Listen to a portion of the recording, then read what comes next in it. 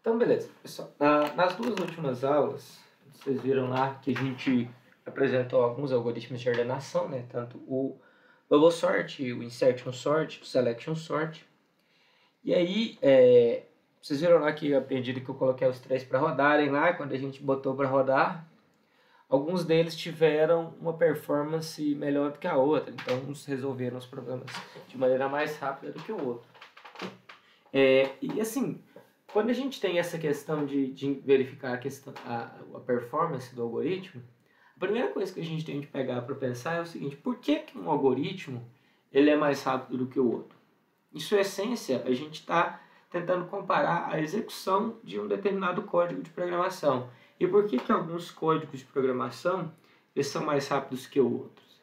Aí a gente tem que levar em consideração que as bases de arquitetura da computação, quando elas foram criadas, elas se baseavam naquelas arquiteturas de computadores anteriores, onde a gente não tinha recursos de paralelização, a gente não tinha nenhum recurso desses que os novos hardwares vêm para trazer.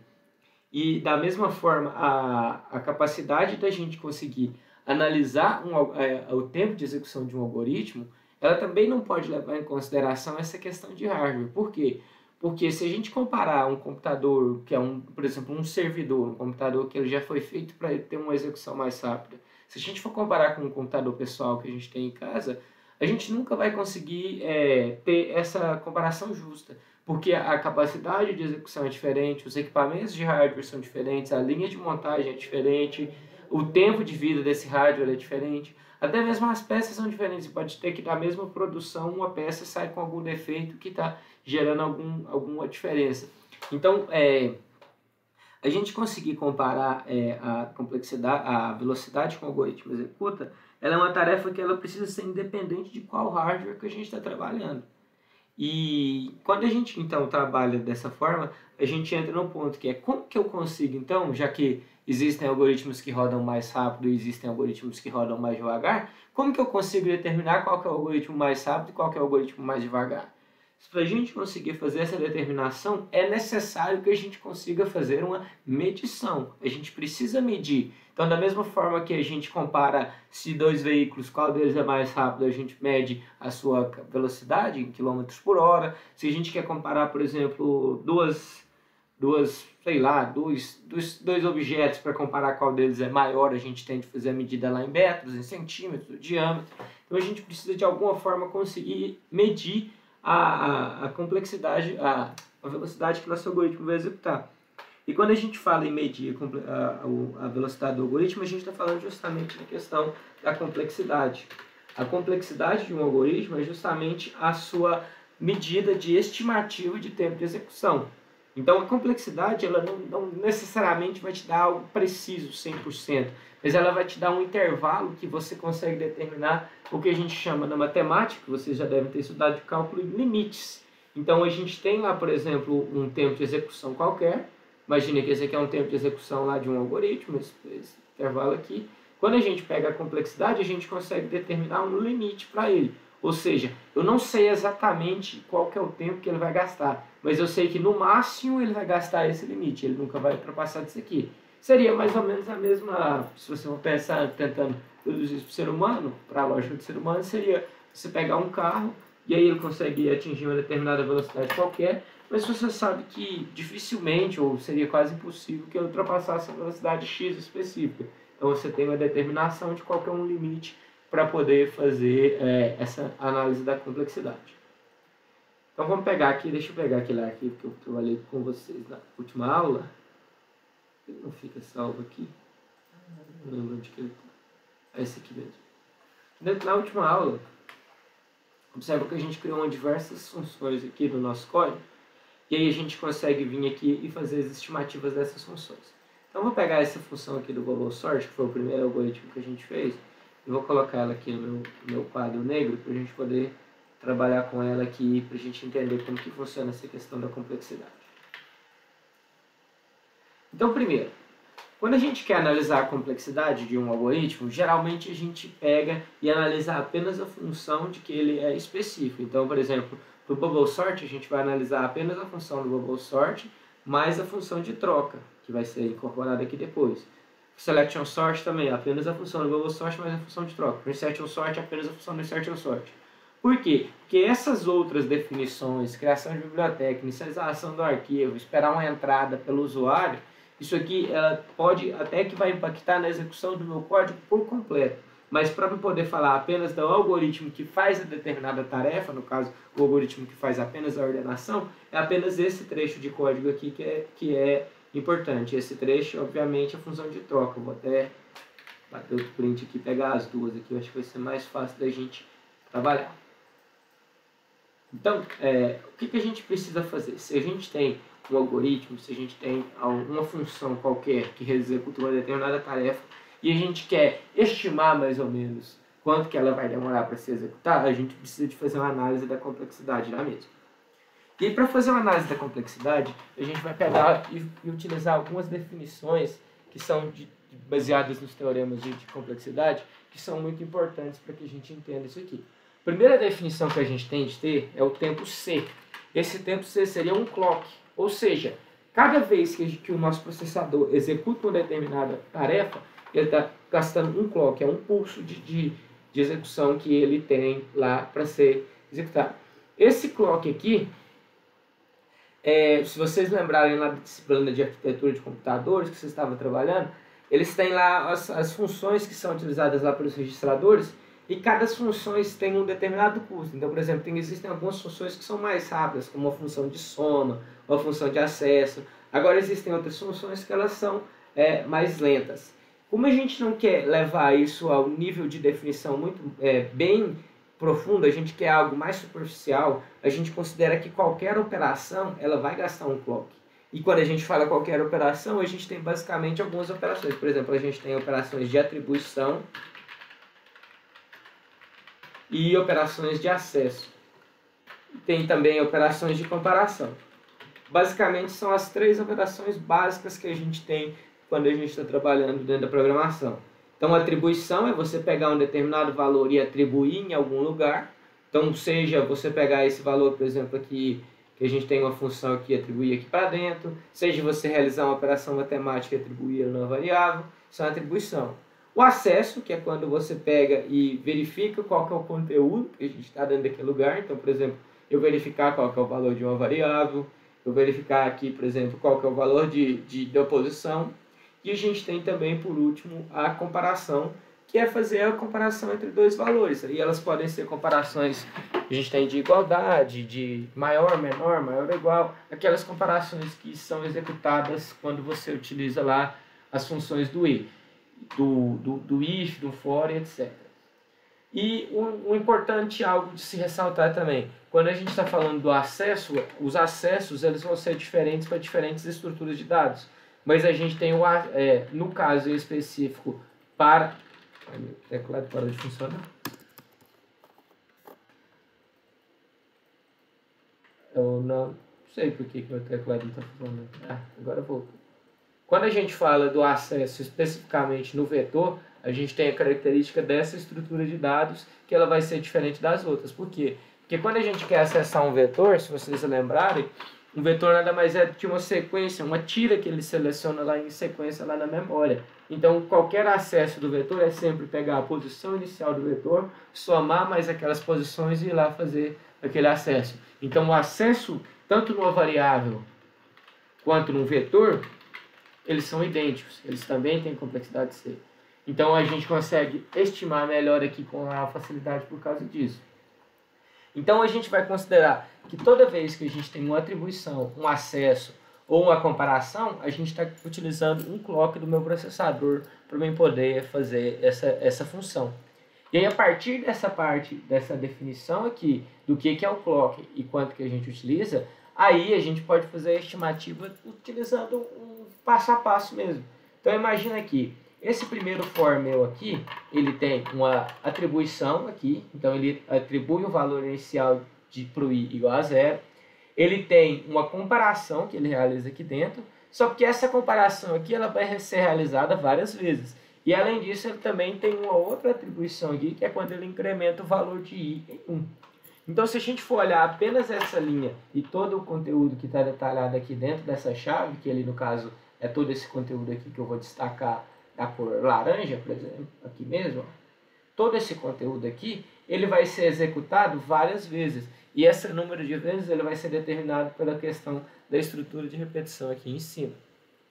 Então, se eu for pensar, por exemplo, para minha estrutura de repetição rodar, eu tenho uma atribuição, então eu tenho um C, mais. Aí eu tenho comparações. Essas comparações elas vão ser executadas quantas vezes?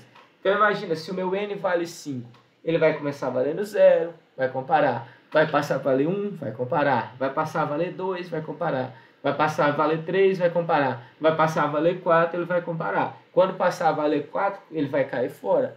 Então ele comparou as N vezes. Então a gente vai ter N vezes C. Comparações. E por último, toda vez que a gente faz uma comparação, além disso a gente faz um incremento, com exceção da primeira. Então vai ser N menos 1 vezes C. Então o custo, se eu fosse executar apenas isso aqui, apenas esse for, seria esse daqui. Um custo C inicial para fazer a primeira atribuição, esse aqui tem custo C. Um custo de N vezes C, que seria para me realizar todas as atribuições. E um custo de N menos 1 vezes C, que seria para me realizar todos os incrementos. Por que a gente realiza N menos 1 incrementos? Porque na primeira vez que o for entra, ele não executa o incremento, ele executa a atribuição. Então a gente tem aqui inicialização, teste e incremento. Na primeira vez ele só executa a inicialização e o teste. Na segunda vez aí ele só executa o teste, o incremento e o teste. E aí ele vai ficar fazendo isso. Então basicamente se a gente fosse resumir isso aqui na matemática, seria N ao quadrado vezes C. Vocês concordam comigo que dá para eu poder fazer esse resumo aqui dessa minha função. Então a gente tem aqui que se eu fosse executar apenas o for, eu teria N ao quadrado vezes C, que seria o tempo gasto para poder executar aqui dentro. Só que tudo que está acontecendo aqui em laranja, ele é repetido essas N vezes. Então, essa parte aqui dentro que está em laranja, ela vai ser executada, o custo de complexidade dela, que eu ainda não sei, mas eu tenho de executar ele depois pelo número de vezes que isso aqui é repetido, que no caso vai ser N menos 1, que a gente lembra que o vetor do bubble sort, ele inicia em 0, vai até N menos 1. Então, tudo que tiver aqui dentro de laranja, além da gente fazer essa mesma comparação, a gente vai ter de multiplicar por N. Então, eu vou pegar aqui e vou utilizar até uma segunda cor aqui agora. Vamos ver. O segundo for, a gente tem a inicialização, a gente tem o mesmo comparação e o mesmo incremento. Então, vocês concordam comigo que ele vai ser o mesmo custo? Então, vai ser N, C, mais N vezes C, mais N menos 1. Só porque, vezes C. Só porque, como isso aqui tudo é multiplicado pelo N lá de cima, então eu tenho de vir aqui no final e ainda depois multiplicar vezes N, que é o número de vezes, N menos 1, que é o número de vezes que esse for vai ser repetido. Então se a gente for isso aqui não é N ao quadrado, não, né, burro? É 2N, tá, pessoal? Desculpa que eu fiz uma matemática idiota aqui. 2N. Que eu pego N vezes C, mais N menos 1 vezes C, mais C. Então seria 2N vezes C. Na resumo da matemática, 2NC aqui no caso. Ele iria fazer aquelas questões matemáticas aqui para cortar. E aqui embaixo a gente tem a mesma coisa. Então a gente teria 2NC vezes N menos 1. Se a gente fosse pegar aqui na parte de verde aqui, 2N vezes C vezes N menos 1. E aí aqui embaixo a gente teria da mesma forma. Essa comparação aqui seria seria C. Como ela está executando aqui dentro? Pensa aqui comigo. Ela está executando no primeiro for que é N menos 1, o segundo for que é N menos 1. Então, N menos 1 vezes N menos 1 vezes a comparação, que também tem custo C. E tem também a troca, que a troca são 3 atribuições, então vão ser 4 Cs, que a gente for pensar. Então, observa que no final, esse custo aqui seria esse da primeira linha do primeiro for, mais esse da segunda linha do segundo for, mais esse daqui da terceira linha do terceiro for, que seria algo que seria mais ou menos isso aqui. 2N vezes C mais 2n vezes c, isso aqui tudo vezes n menos 1, mais n menos 1, isso aqui é o quadrado, vezes 4c. Então, tá a fórmula bem... eu fechei ela. Então, 2n vezes c mais 2n vezes c. Vamos digitar ela de novo. Vezes n menos 1. Agora eu já estou fazendo aqui n menos 1. É porque eu dei o Ctrl Z, aí ele foi e apagou. Mas tá bom.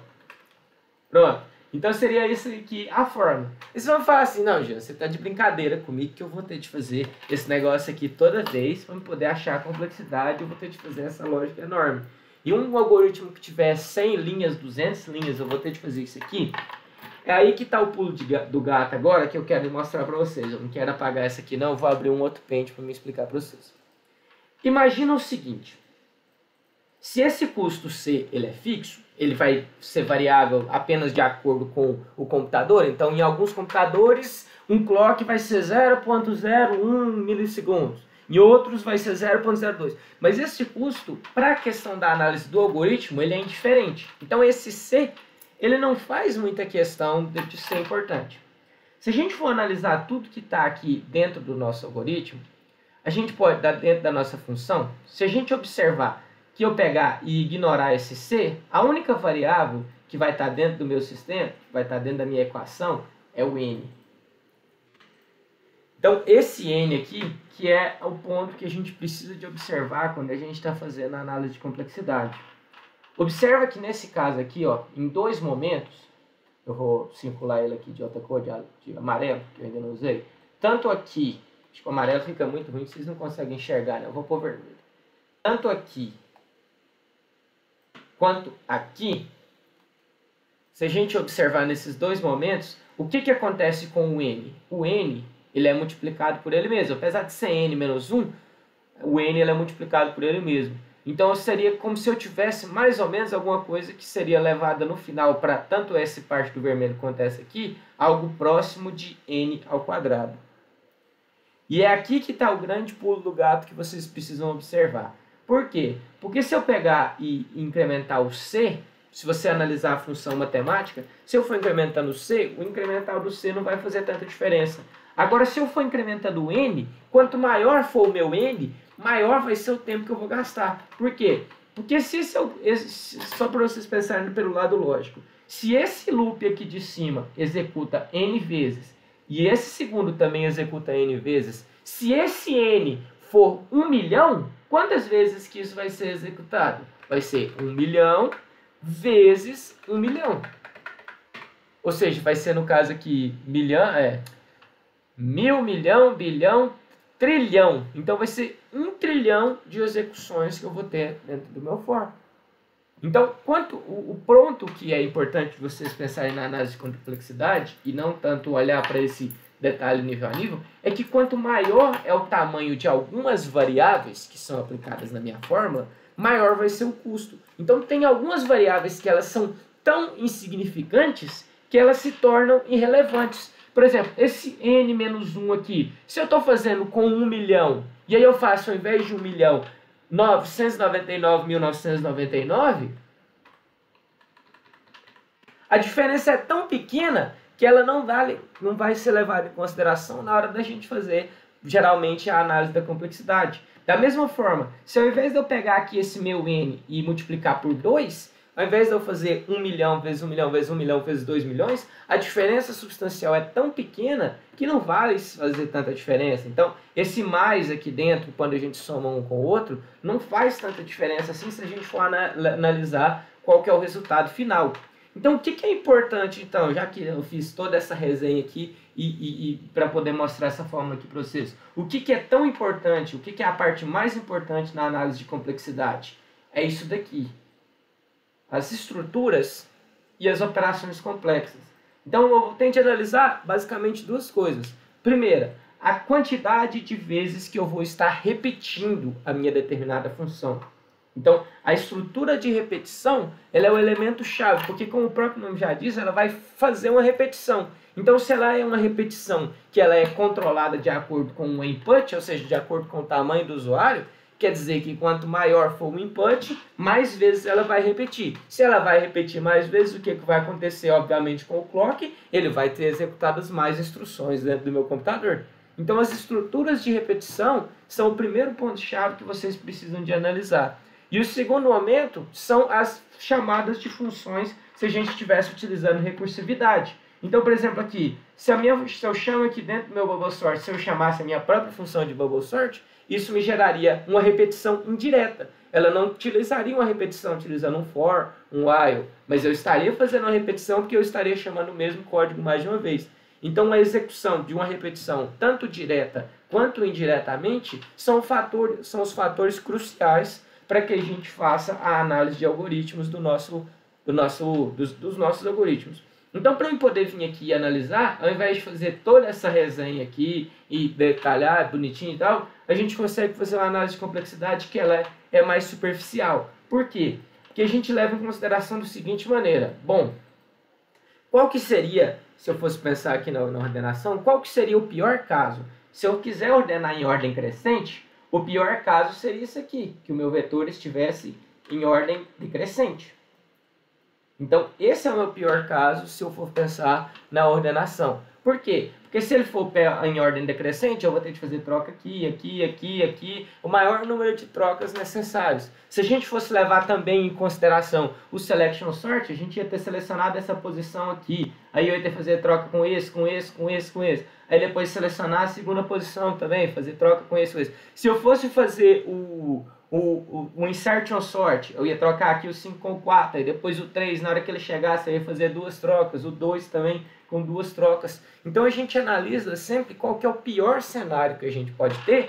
Por quê? Porque se eu analisar o pior cenário, você concorda comigo que qualquer outro cenário vai ser um pouquinho melhor, então o tempo limite vai ser pelo menos igual ao do pior cenário. Mas se for melhorando o cenário, quer dizer que o tempo limite vai reduzindo. E aí, a partir disso, a gente delimita o limite superior. Ou seja, a nossa função vai chegar até aquilo ali. Ela nunca vai ultrapassar aquilo ali. A gente consegue fazer essa estimativa comparando apenas a quantidade de repetições que a gente chama de forma direta ou indireta dentro do nosso vetor, dentro da nossa função, desculpe. Então, se a gente for analisar aqui o bubble sort, se eu pegar aqui esse vetor aqui, que ele está a primeira repetição baseada em N e a segunda repetição baseada em N, a gente não precisa fazer toda essa resenha aqui. Eu consigo determinar que o meu primeiro vetor aqui está baseado em N, consigo vir aqui, pô, esse meu primeiro está baseado em N, e esse segundo fora está baseado em N, que é a repetição própria dele, só porque ele executa N vezes acima. Então ela é N vezes N, vezes N, ou seja, ele é N ao quadrado. Ele é uma função quadrática. Então eu sei que no pior dos casos, se a minha entrada for 5, ele vai ser, a complexidade dele vai ser N ao quadrado, ou seja, vai ser de 25. Se ele for 1 milhão, a complexidade dele vai ser de 1 trilhão. E aí, se a gente fosse repassar isso aqui para um gráfico, que a gente tem, que é muito utilizado na função, na parte de complexidade, lembra lá que vocês faziam gráficos na época da escola? Vocês viram aqui um eixo X, e aqui tinha o eixo Y. Se a gente for imaginar aqui esse eixo aqui é o nosso N, de acordo com o crescimento dele aqui vai ser o N, e esse aqui vai ser o tempo. Aí o que vai acontecer? Se a gente tem o N igual a 1, a gente tem o tempo 1. O N igual a 0, a gente tem o tempo 0. Aí se eu tenho o N igual a 1, eu tenho o tempo 1. Se eu tenho o N igual a 2, aí o tempo já vai para 4. Então ela vai crescer de maneira quadrática. O que é uma função quadrática, se vocês lembrarem lá na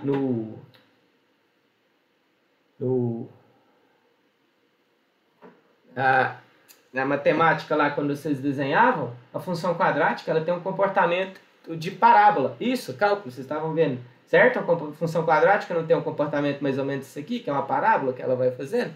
Estou viajando ou estou certo? Quer ver? Se eu pegar aqui, por exemplo, ó, seria a função quadrática.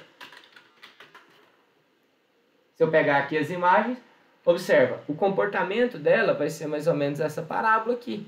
Ou seja, à medida que o x vai crescendo de um lado, que é no caso aqui nosso n, o y vai crescendo de maneira mais agressiva para o outro lado, que é o nosso t aqui, que seria o tempo. Então, por exemplo, se a gente tem com n igual a 1, o tempo vai ser igual a 1. Se a gente pegar o n igual a 5, o tempo já vai ser igual a 25. Se a gente pegar o n igual a 100, o tempo já vai ser igual a 10.000. E assim por diante. Então, quanto mais vai crescendo o n, pior vai ficando aqui para o lado do t aqui, que ele vai crescendo cada vez mais. Então, ela vai ter uma função, um comportamento aqui mais ou menos parecido com isso daqui. E aí, a partir disso, a gente consegue ver, opa, se eu olhar um gráfico desse aqui, você vai pensar aí comigo, você vai conseguir analisar por que é importante fazer essa análise, essa questão da complexidade, ver, cara, quanto maior for a minha entrada para esse lado de cá, mais eu vou gastar tempo. E isso vai crescer de uma forma tão agressiva que vai chegar num momento que a gente não vai ter um computador respondendo. Tanto é que se vocês lembrarem lá no Bubble Sort, quando a gente executou, teve uma hora lá que a gente executou ele que ele gastou 40, 50 segundos. E isso porque eu estava colocando uma entrada, se eu não me engano, de 10.000, eu acho que eu coloquei.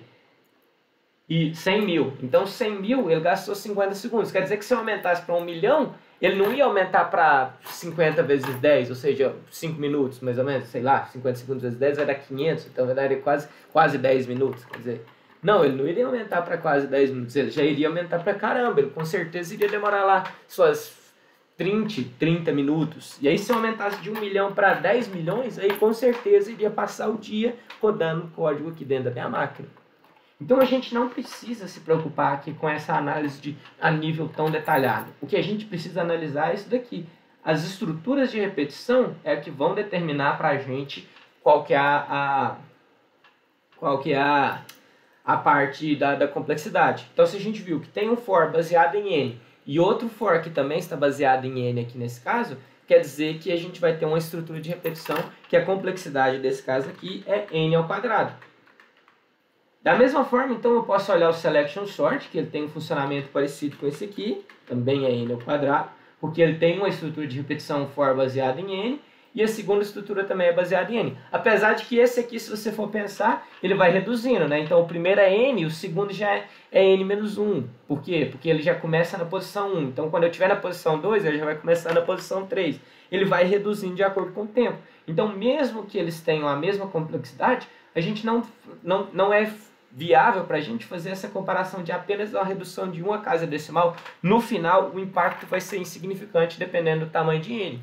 O que a gente tem que pensar é que esses n's aqui podem ser monstruosos. Então, talvez uma diferença de um impacto aqui que a gente consiga mensurar pode não ser o suficiente para que esse algoritmo aqui tenha uma redução de performance interessante. No final, o que mais vai pesar vai ser ainda os dois fors alinhados, mesmo que você tenha essa redução.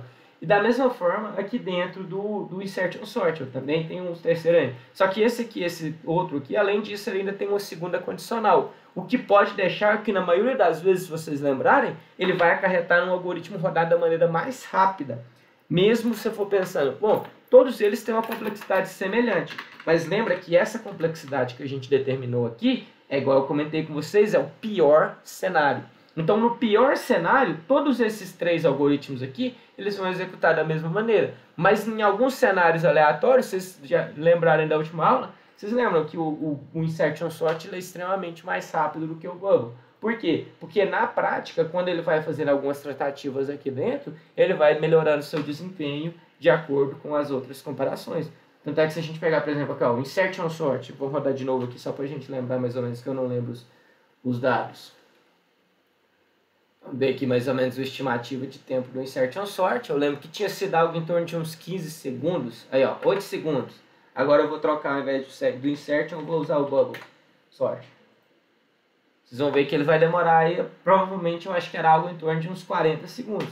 Então, apesar de na teoria eles estarem com uma complexidade bem parecida, como a gente não está trabalhando com o pior cenário, na prática alguns algoritmos vão se conseguir rodar melhor do que os outros. Mas aí que entra o ponto da questão da análise de algoritmo. Quem me garante que eu não vou trabalhar com o pior cenário? Por isso a gente, apesar de não ter um 100% de precisão nos cenários aleatórios, a gente consegue garantir a partir da definição do limite superior.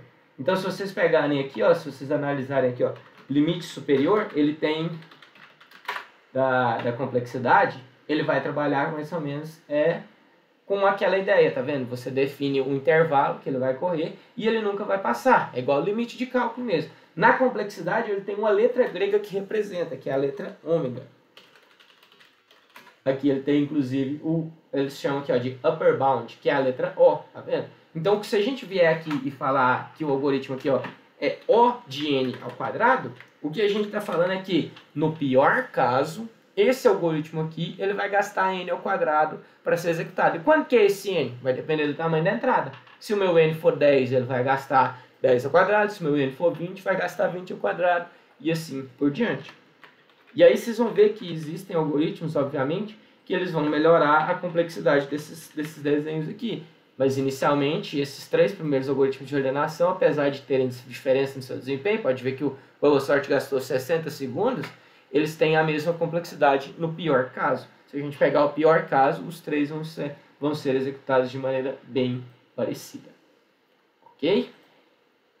O mais importante que eu quero que vocês entendam, vocês entenderam esse conceito aqui, apesar de não precisar de fazer esse cálculo, vocês entenderam aonde que está realmente o verdadeiro peso que está aqui nas funções de repetição? Isso aqui ficou claro para vocês? Tem alguma dúvida? Quer que eu faça alguma explicação sobre esses pontos aqui de novo? Tá tranquilo?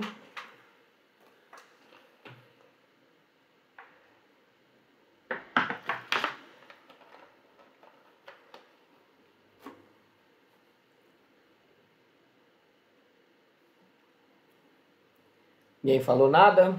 Podemos continuar então? Dá só um ok para mim, para ver que vocês estão vivos aí. Ok. Você fica no silêncio, deixa a gente com medo. Então agora, só para a gente finalizar essa parte da complexidade, eu quero mostrar para vocês algumas outras funções que vão ser bastante comuns da gente ter aí nos nossos algoritmos. Então imagina aqui comigo, ó. Vamos analisar para aquele próprio código lá. Aquele próprio função. Se a gente pegar a função de troca, observe que a função de troca, ela faz apenas atribuições simples. Então ela atribui daqui para cá, atribui daqui para cá, atribui daqui para cá. Não tem nenhuma lógica complexa, não tem nenhuma repetição. Então a gente pode estimar que cada uma dessas linhas aqui, elas têm o consumo de clock igual a C. Então a gente teria algo em torno disso aqui ser 3C.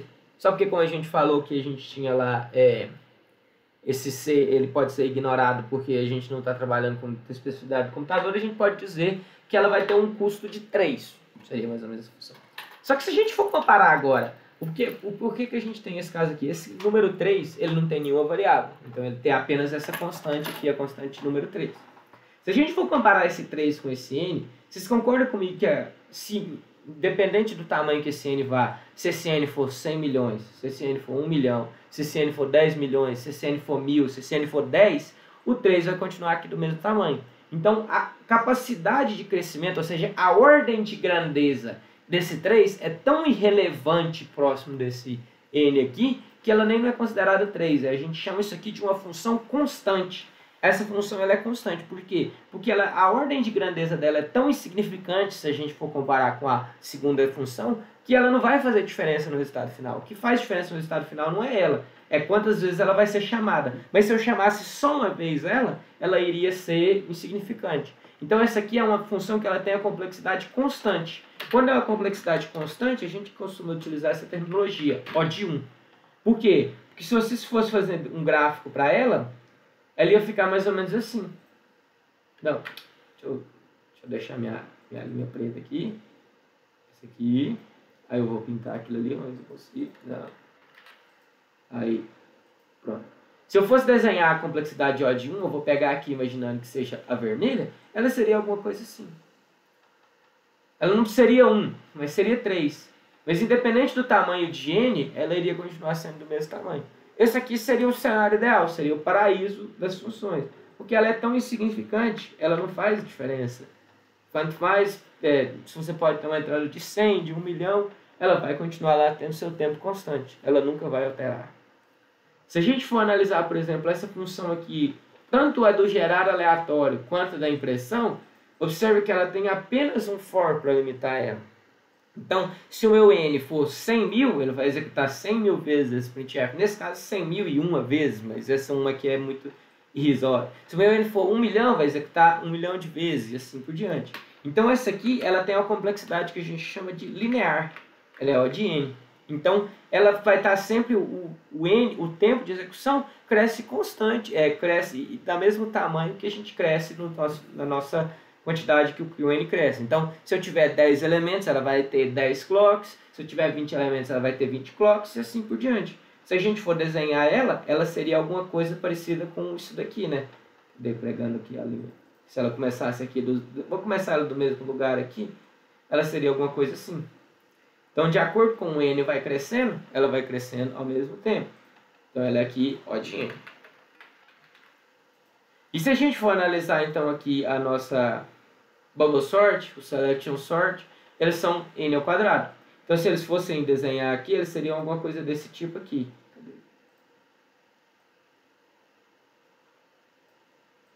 Essa aqui. Seria alguma coisa desse tipo aqui.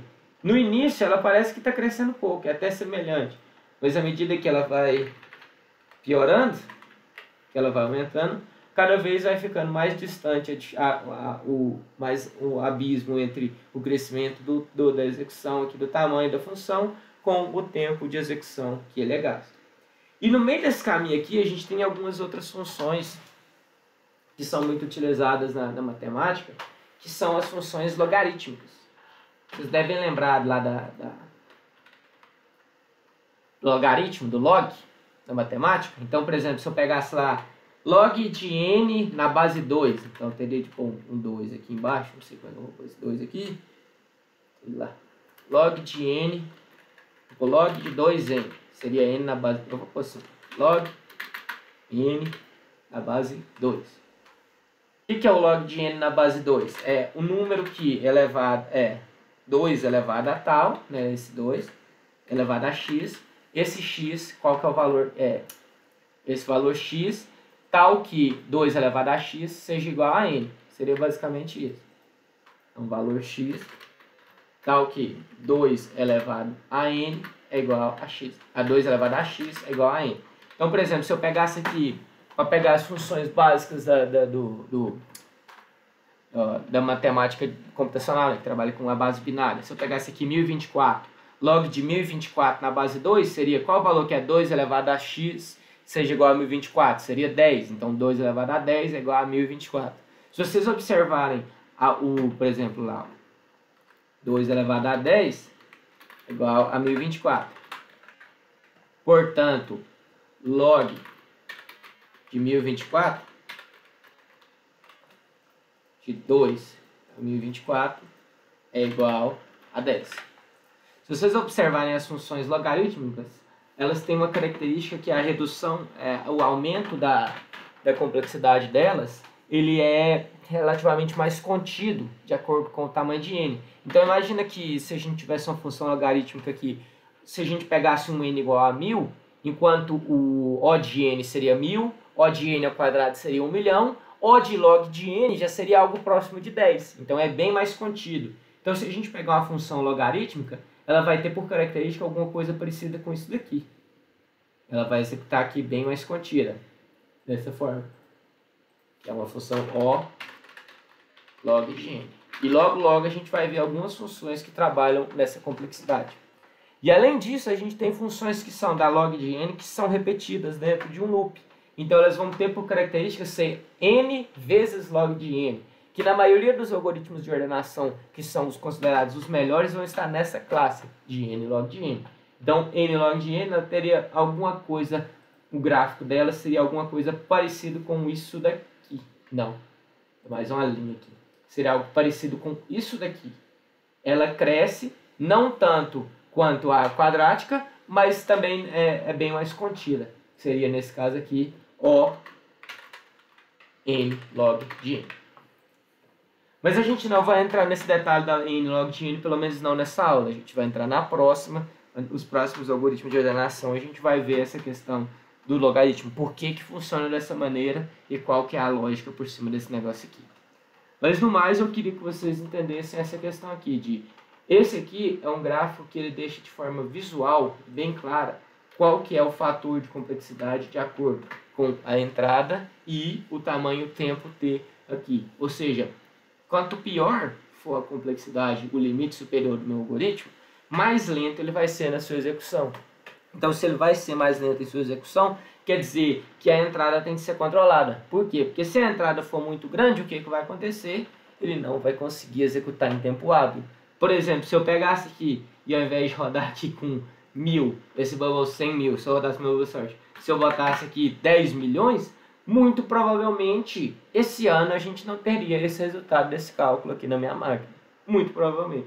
Aí até que não vai ter, porque deu erro aqui, provavelmente estourou o limite do inteiro aqui. Eu teria que fazer isso aqui como sendo long e não int. Todos esses valores teriam que ser trocados aqui de int para long. Mas muito provavelmente isso aqui não teria resultado esse ano, porque a complexidade é tão grande, apesar de ser uma rotina simples, são tantas repetições que ele vai executar, é tanto clock necessário, que ele não vai conseguir ter uma resposta em um tempo hábil. E é por isso que é importante a gente analisar a complexidade. Dando um fio mais na frente daquilo que a gente já comentou, quando a gente chega, no caso de algoritmo de ordenação não é o caso, mas quando a gente chega num problema que você tem um algoritmo que ele é extremamente ruim, ou seja, que tem complexidade ruim. Inclusive tem outras complexidades piores. Se a gente for pensar aqui, ó, só para exemplificando aqui, a gente tem isso aqui também. Essa daqui também. O que é isso aqui? A gente pode ter complexidade que tem um 3 force, então pode ser n ao cubo. A gente pode ter n ao quadrado, a gente pode ter o pior caso de todos, seria essa daqui, ó. Que seria o 2, né, não volta, obviamente, que a minha eu fiz. Mas seria o 2 elevado a n, aonde o n não estivesse na base, mas sim no expoente. Esse aqui seria o pior caso de função, que são algumas funções que a gente tenta nesse caso. Se você chega num algoritmo que ele executa o problema, ele funciona, ele é perfeito, beleza, ele tem corretude. Mas a complexidade dele é tão elevada que, dependendo do tamanho de n, ele não executa, não tem tempo hábil, não humanidade para ser resolvido. É nesse nicho de problemas aqui, geralmente, que estão solucionadas que as técnicas de inteligência artificial trabalham. São nesses algoritmos aqui que a gente tem as técnicas de inteligência artificial para encontrar soluções alternativas a isso daqui, para que a gente consiga achar soluções em tempo hábil pela humanidade. É aqui que estão os problemas mais complexos e é aqui que a inteligência artificial, qualquer ramo dela, vai se trabalhar. Ok? Pergunta. Alguma dúvida quanto a essa questão do gráfico de complexidade, quanto a essa explicação aqui, quanto aos algoritmos? Diga. Desenho.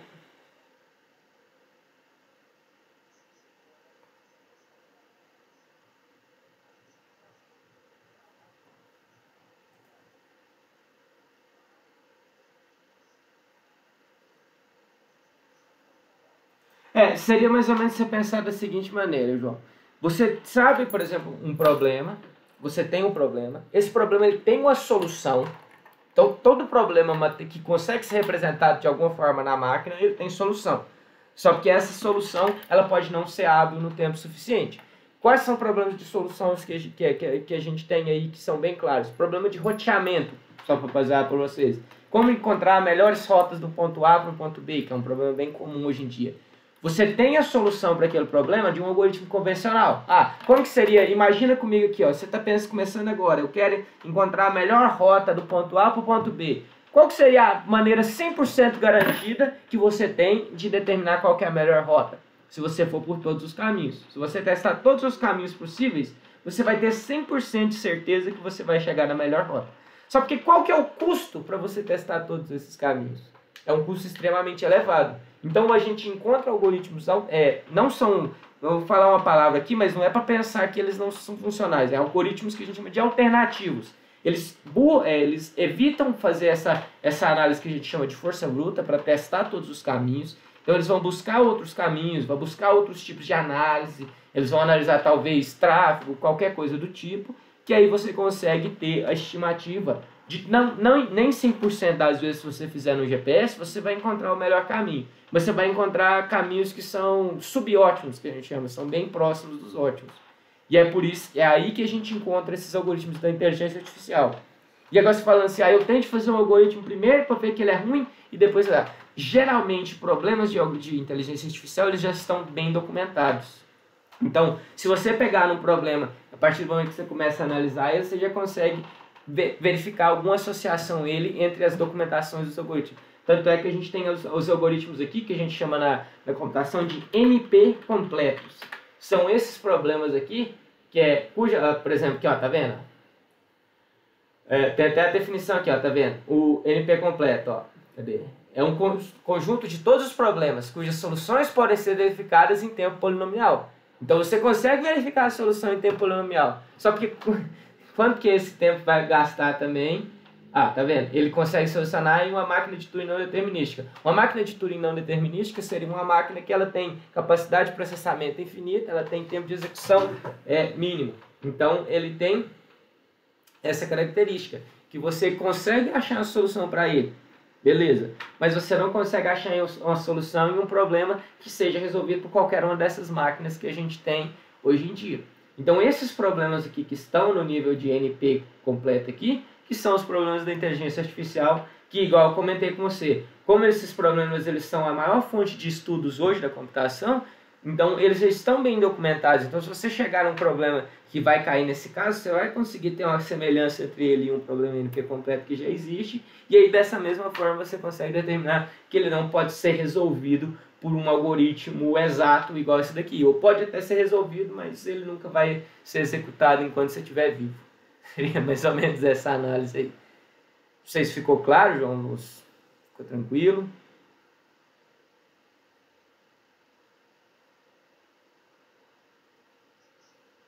Beleza? Mais alguma dúvida, pessoal?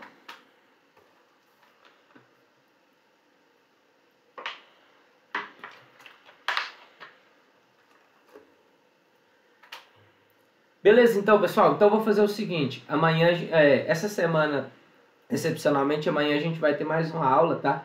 Então, eu vou finalizar por aqui hoje. E amanhã a gente vai para a próxima parte, que a gente vai inicializar nos próximos algoritmos de ordenação. Então, amanhã nós vamos analisar... Hoje, nós terminamos de ver os algoritmos que estão nessa classe aqui, né? Cadê? Eles estão aqui no n ao quadrado. Então, nós terminamos de ver essa classe. Amanhã nós vamos verificar o primeiro algoritmo que esteja nessa classe aqui, n log de n. Então, amanhã às 19h10, eu acho que é o primeiro horário que eu tenho com vocês, a gente tem uma aula aí para eu poder... Ou é sexta, a aula de vocês? Vixe, deixa eu olhar aqui. Deixa eu tirar a dúvida agora. É amanhã, né?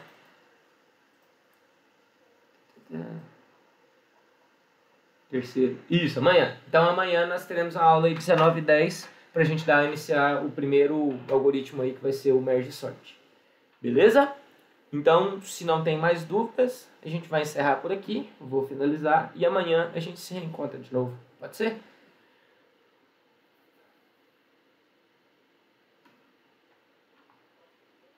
Então, boa noite para vocês e até amanhã. Valeu!